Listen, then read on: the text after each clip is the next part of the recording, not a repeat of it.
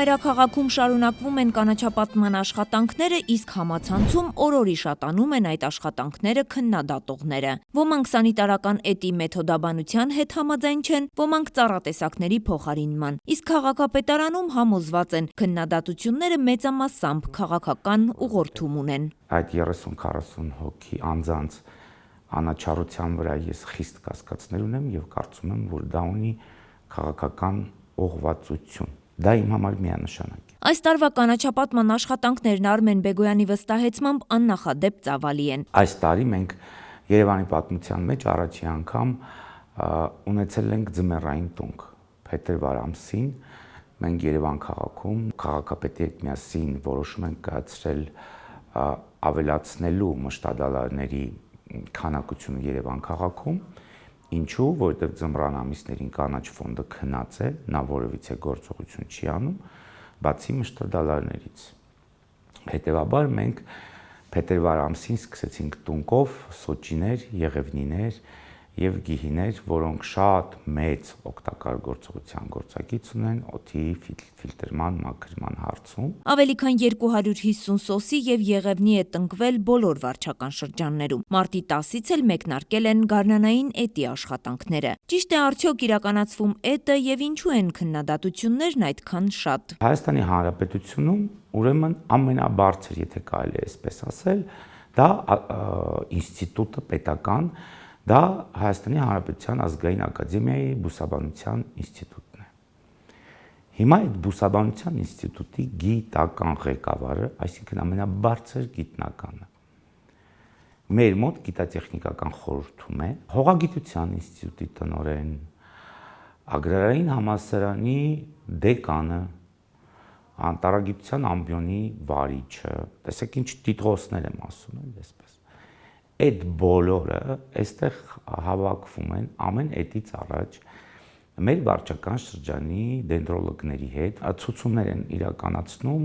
սլայդերի, նկարների վրա ցույց են տալիս, թե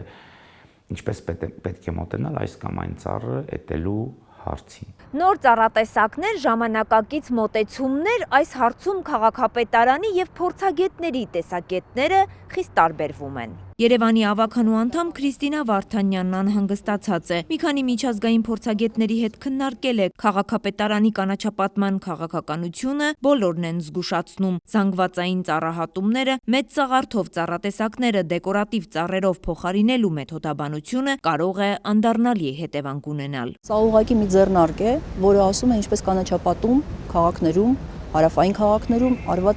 անել արգելված է։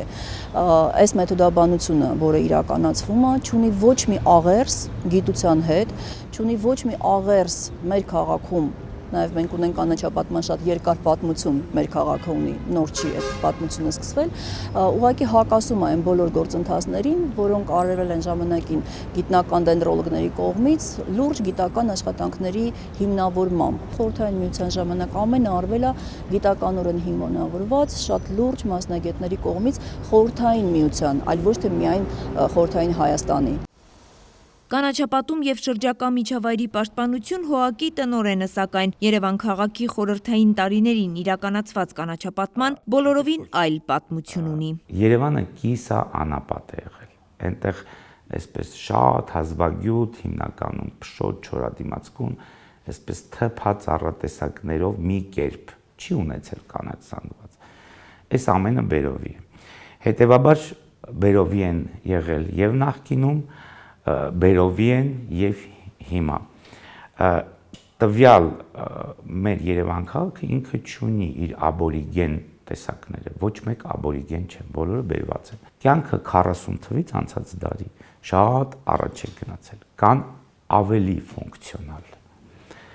ավելի գեղեցիկ, օդի ֆիլտրման ավելի մեծ օգտակար գործողության գործակից ունեցող ծառատեսակներ։ Գեղեցիկ ծառատեսակներն իհարկե ակնահաճո են, բայց մոռանում են Երևանի կլիմայական առանձնահատկությունների մասին, ասում է փորձագետը։ Եվ մենք հանկարծ որոշել ենք, որ պետք է գանք կենտրոն եւ կենտրոնում սկսենք հատել 5 փողոց, այն պարագայում, որ 21 թվականին նույն գլխավոր դենդրոլոգի օրոք մենք չունեինք ոչ մի ծառ թեղի մանրատերև, որը հատման էր ենթակա։ Այստեղ սաղարթի խնդիրն էլ է, չէ՞, մենք միայն օդի ավազանից ենք խոսում, բայց Երևանի արևը դա հարավային արև է, որը քաղցկեղածին է, եւ ջերմային ստրեսից պետք է բնակչությանը նաեւ պաշտպանենք։ Քրիստինա Վարդանյանը նկարների համեմատությամբ է ցույց տալիս փողոցներում կանաչ զանգվածի փոփոխությունն ու արձանագրում։ Նոր ծառատեսակները երբեք այնքան չեն մեծանա, որպիսի ստվերապահովեն։ Արմեն Բեգոյանն էլ հակադարձում է։ Չի կարելի մոռանալ նաև քաղաքի ճարտարապետական տեսքի մասին։ Խանջան փողոցում տեղադրել ենք ձիակասկներ, այսպես ժողովրդական լեզվով ասած կաշտաններ։ Այդ ծառերը սոսիների չափ եւ միգուցե ավելի մեծ են լինում,